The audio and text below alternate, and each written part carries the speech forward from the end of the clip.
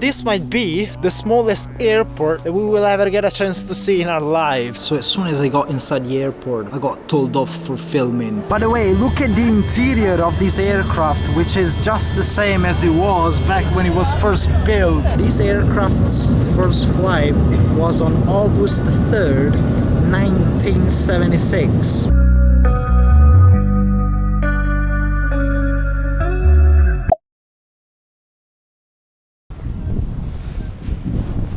My most sincere greetings in a very cold morning from Vologda, which is the capital of the oblast by the same name. As it usually happens, we've all grown up with a fetish towards Soviet aircraft. On this very channel, we've flown some majestic Soviet aircraft dating back to the 1970s before. The last time that we did that, we were in freaking Kazakhstan. What an amazing country. And we were flying on a just as amazing Antonov 24. But this time, I wanted to do something even more special and fly on an even rarer Soviet aircraft. As some of my dear viewers know, I like flying, but I don't necessarily like flying on your usual Ryanair 737 from Milano Bergamo to London Stansted. I'm always looking for something more exotic, some sort of air routes crossing the edges of the Atlas, flown by the rarest airplanes that you can still find out there. And in this day and age, the rarest and most fascinating airplanes are definitely the few Soviet-made ones that are somehow still flying today. In the realm of Antonovs, Ilyushins and Tupolevs, there's a certain charm, a unique allure that draws me into the world of Soviet aviation. It's not just about the robust engineering or the distinctive designs, it's about the stories that they carry from the past. And amidst this sea of iconic names, there's a manufacturer that stands out, beckoning me like a beacon in the sky, the Yakovlev. Flying on a Yakovlev-made airplane had been a dream of mine for a very long time, and now, maybe, just maybe, the time had come to finally fulfill it. Let me actually take my sunglasses off, because I don't want to be looking too sus while walking the streets of Vologda, as if walking around with an action camera and speaking English to it wasn't quite enough. The mission that we're going to attempt today is going to be flying on a Yak 40, so it's not going to be an Antonov, it's not going to be a Tupolev or an Ilyushin that we're going to try and fly on today, but it's going to be a Yakovlev.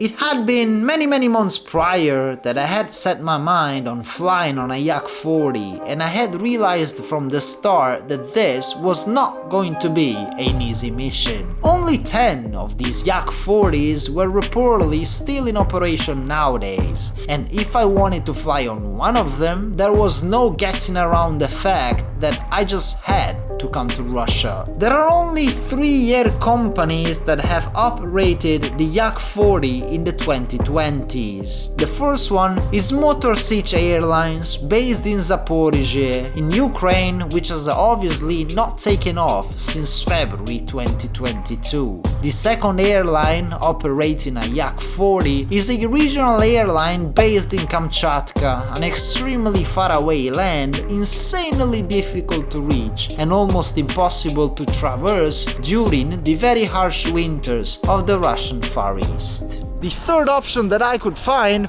was an airline named Vologda Aviation Enterprise. What a funny name for an airline, right? And just as the name suggests, this is an airline based in Vologda, in the north of Russia, operating a fleet of 6 Yakovlev 40s. So I was playing around a bit on the very retro website of Vologda Aviation Enterprise, and I found this route that is going to be just perfect for us because it's the middle of winter. Days are very short here in the Vologda Oblast, and this flight is going to be leaving at 1 p.m. from Vologda Airport towards the village of Veliky-Ustyug. Let's look for a place to have breakfast, and afterwards we'll be looking for a taxi to get us to the airport.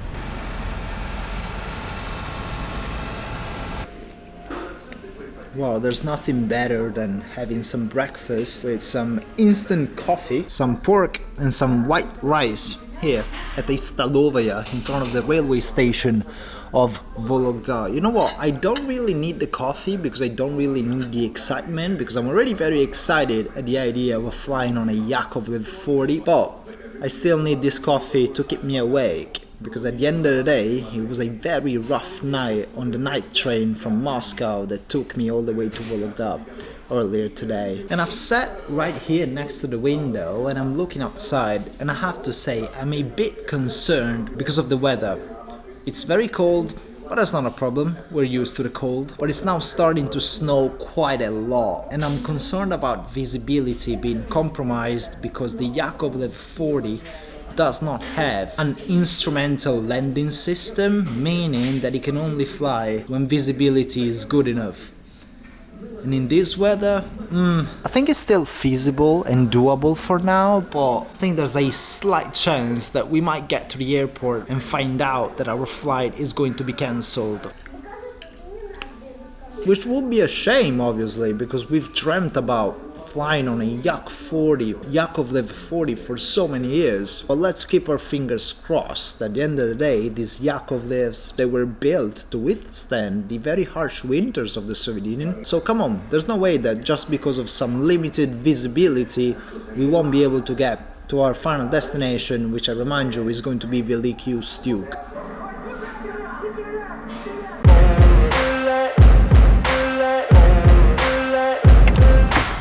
Добрый день. А самолеты летают, думаете, сегодня? Яковлеве? Не знаете? Просто кажется, погода чуть-чуть не так.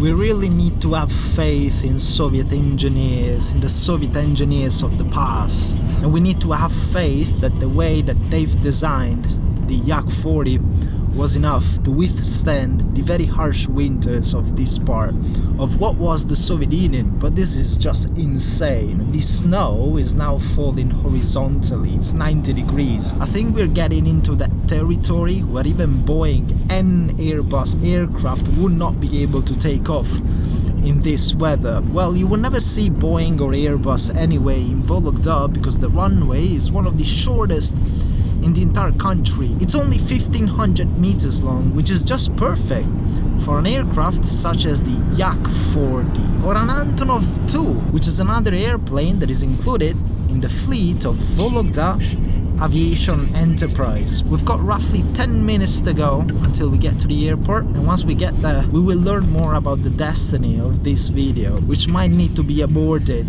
before we even get started.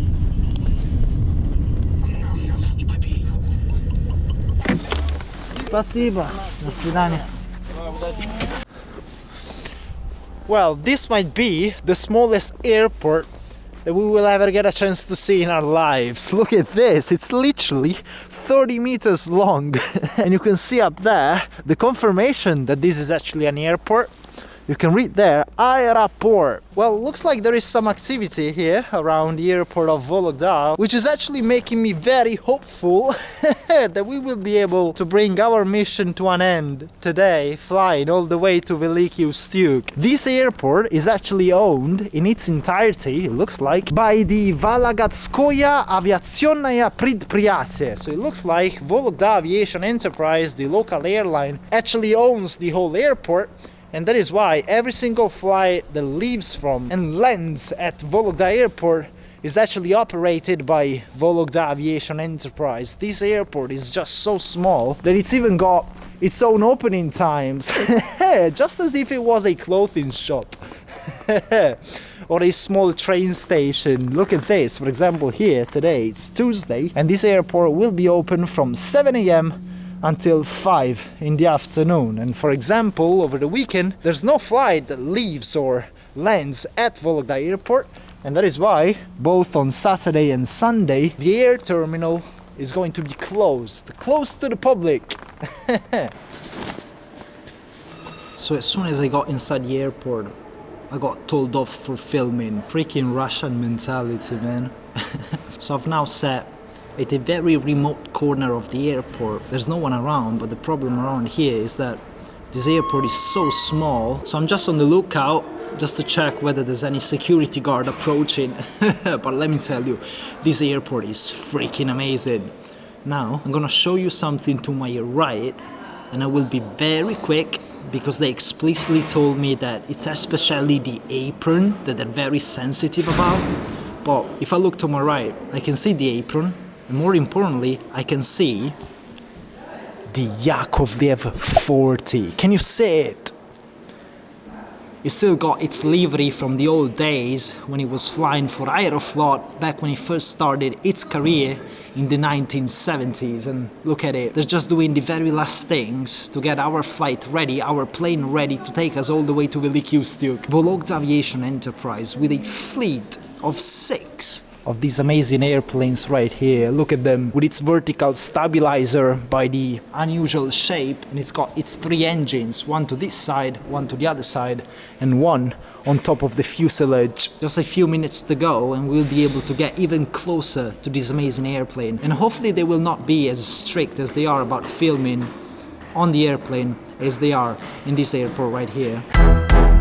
You can count the destinations that you can fly to from Vologda Airport on one hand. You've got a couple of weekly flights to St. Petersburg, a couple to Moscow, and a weekly flight to Arkhangelsk and Veliky-Ustyug. Hence, they don't need much to stuff the whole airport. I've counted 3 people doing security and a single person working the lone check-in counter of the terminal. And check-in, by the way, opened only 1 hour before departure time. I managed to successfully check in for my flight to Veliky-Ustyug, and I managed to get myself a window seat. I've got 5A on our amazing Yakovlev 40, which is waiting for us just on the apron. I was reading that the maximum capacity for a Yakovlev 40 is 32 passengers, and the airport is getting quite busy, so I'm not really sure whether it will be a full flight or not. After all the passengers had checked in, we were redirected to the only security checkpoint of the airport, towards the only gate of the terminal, from which we were soon taken to the legendary Yak 40. At this stage, emotions were running incredibly high. I was without a doubt undoubtedly ready to board the mythological Yak 40 from its rear end, as you usually do, finally making me understand what it feels like to be a suppository. Once inside, we were met not only with the typical Soviet aesthetics, with the traditional interior that I had only seen when watching retro footage of how flying was back in the 60s or 70s, but most notably my sensations were taken over by the smell, which was the indistinguishable smell of all Soviet aircraft of the past. I mean, what can I say? Can you hear the noise of the engines being turned on? Boarding this aircraft from its rear end was an amazing sensation, but what's even more astonishing is the perception of size from the inside of this aircraft. Everything is so small, the legroom is so limited, the seats are so tight and narrow, but what is large enough is actually the window. Look at this. By the way, look at the interior of this aircraft, which is just the same as it was back when it was first built in the 1970s to serve for Aeroflot. Look at this. Look at the mini table that we've got right here. We've got some papers here as well, which will be interesting to look at. And look outside the window. We're already taxiing towards the runway, towards the frozen runway of Vologda. It looks like the snow has stopped, which is great. Visibility is not that great yet, but let's have a look. I've got full trust on the Russian pilot who's going to fly this baby boy all the way to Veliky-Ustyug. Surely we did not have to wait for any other aircraft in the queue to take off, meaning that soon our wheels lost contact with the ground of the runway of Vologda Airport, and we started climbing towards the cloudy and snowy skies of the Vologda Oblast. The most interesting aspect of it was that I was sitting with 30 other passengers for which this experience was something that was totally ordinary and had been ordinary for God knows how many years, whereas for me, it was an incredibly exciting exciting experience. Although maybe a bit scary at times due to the weird noises coming occasionally from the back of the plane. It was so exciting to be flying over these snowy forests of northern Russia, of which we will be getting an amazing view, at least for the first few moments immediately after takeoff. I don't think we're going to be seeing too much other than clouds for the duration of this trip, just because this Yak 40 takes ages to reach cruising altitude, and obviously the flight is going to be only 1 hour long. But still, at least from our seat 5A, we're able to see the wing, and obviously the two engines are a bit further back, but I mean, what can I say? This is just fantastic. I'm just gonna be smiling like a baby for the whole duration of this flight to Veliky-Ustyug. Look at this. I mean, I've showed you this already. It's quite interesting. I was looking at this thing right here, the safety instruction paper, and you can see that it's actually not standardized, so it's not the same for every single aircraft of Vologda's fleet, but it's actually personalized. And you can see that because here it says Yak 40, but then you've actually got the number of the model of Yak 40 that we're flying on today. And I was actually looking it up. Apparently, this aircraft's first flight was on August 3rd, 1976. So that's what, 47 years old? Its first flight was performed for Aeroflot before being transferred to Amur Avia in the Russian Far East in the early 90s. This Yak 40 has been operated by Vologda since July 2019. And just like magic, I could close my eyes and imagine that I was a Soviet passenger of the 1970s, flying on a Yakovlev 40 whose interior did not differ too much from the one that I was able to put my hands on some 50 years later. The cloth seat hadn't been changed in a very long time. The tray was made of some weird old metal, and I still had the old Soviet button above the window to call the flight attendant. The only thing that was different from the Soviet era was that all Soviet airplanes used to have a little sexy blue curtain by the window, which in this case had been replaced by a more modern plastic panel. And the other thing that was very Soviet was the flight attendant going through the aisle giving out candies. Спасибо. Obviously there is no in-flight meal aboard this aircraft, just because, I mean, the flight is only 1 hour long, so it wouldn't make sense. But what they did give us was this candy right here. And this is perfect Soviet tradition, because back in Soviet times, every Soviet aircraft would have a service where they would pass around these candies right here. And I was reading online that it's recommended to save this candy for when the moment will come for this aircraft to lose altitude, while we will be on our approach towards Veliky-Ustyug. Reason being, this Yak 40 takes ages to gain altitude, but at the same time it loses altitude very fast. So it's very possible that it will take no more than 5 minutes to go from cruising altitude to wheels on the ground. So we will save this thing for the sake of our ears in a few minutes time. If there's one thing that my dear viewers don't know about me, is that when I get really excited, I really need to go peeing. At some point, I felt really sorry for the guy that was sitting next to me. Not only had he had to listen to some random guy speaking to himself in front of a camera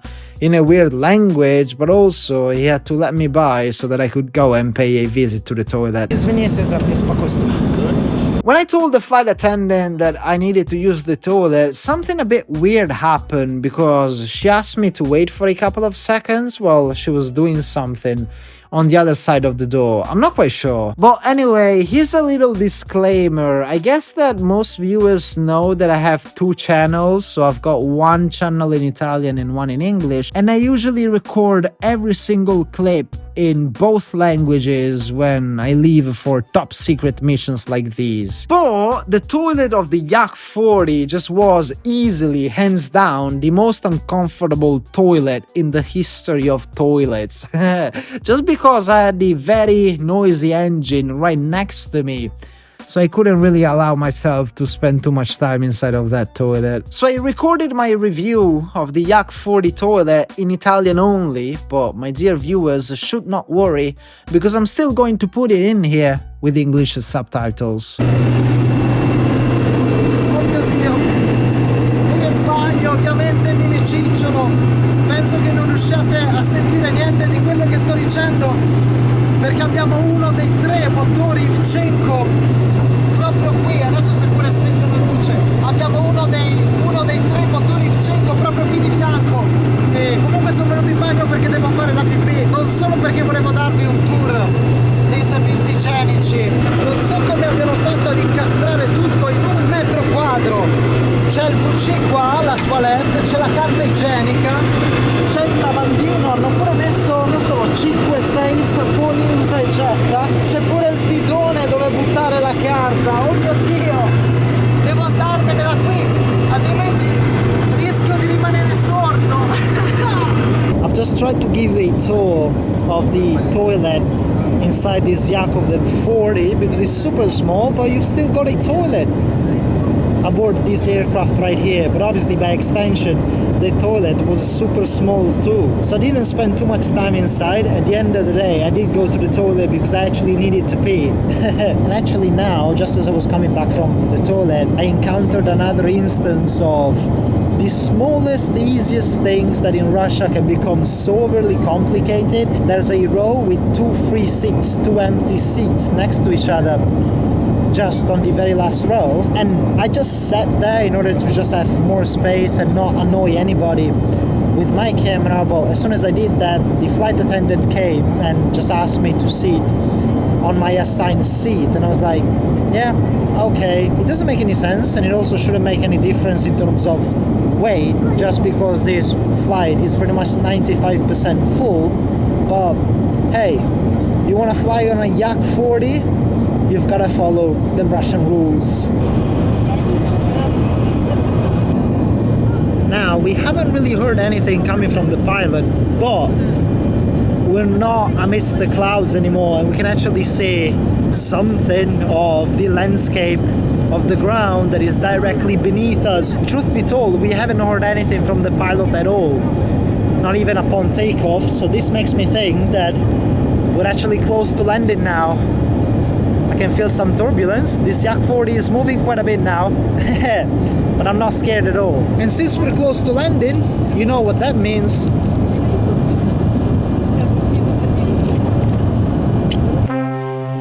As we got closer and closer to the ground, it was clear that our amazing adventure on the Yak 40 was now coming to an end. I wanted to enjoy this moment to the fullest. Deep down, I was very well aware that this would have been our last chance at looking at the amazing subarctic landscape of these latitudes from my window of a Yak 40, just because they will be all decommissioned soon. I definitely felt like it was a bit of a pity that the flight had lasted for only an hour, but at the end of the day, this was the longest route that you could fly on a Yak 40.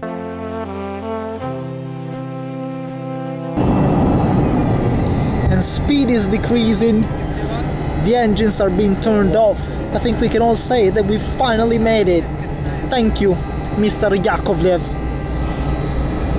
And what a sight! The airport of Veliky-Ustyug, serving a town of 30,000 in the middle of absolute nowhere, with a single scheduled weekly flight to Vologda. And now that we had landed, it was time to disembark the aircraft in exactly the same way that we had boarded beforehand. We've made it to Veliky-Ustyug! Thank you again, Yakovlev 40! Oh my god, this is amazing! And look at this, the airport in Veliky-Ustyug looks to be even smaller than the one in Vologda. Let's go and have a look inside and let's get told off for filming, surely. Выход в город. We need to go this way. Спасибо большое. Wow! And again, here in Veliky-Ustyug, you've got there airport. So that people don't get confused. Maybe people might come here and they might think, oh, is this a railway station? Is this a bus station? No! It's an airport. Guys, We've flown on an Antonov, we've flown on a Yakovlev. The only thing that is missing is a freaking Tupolev. But the only Tupolevs that you can find still in action are the ones from Air Koryo, the national airline of North Korea. And in order for that to happen, we need to wait for North Korea to reopen their borders, basically, and that might take a while. Guys, I'm not quite sure what I'm supposed to do now. Hopefully there's a hotel here in Veliky-Ustyug, but it looks to be a very small village, as you can see, so I'm not quite sure. No worries, I'll figure it out. It's almost dark, even though it's 2 p.m. because obviously we've gone from the 59 degrees of latitude in Vologda to the 61 of Veliky-Ustyug. Guys, let me sort myself out. I'll see you next time.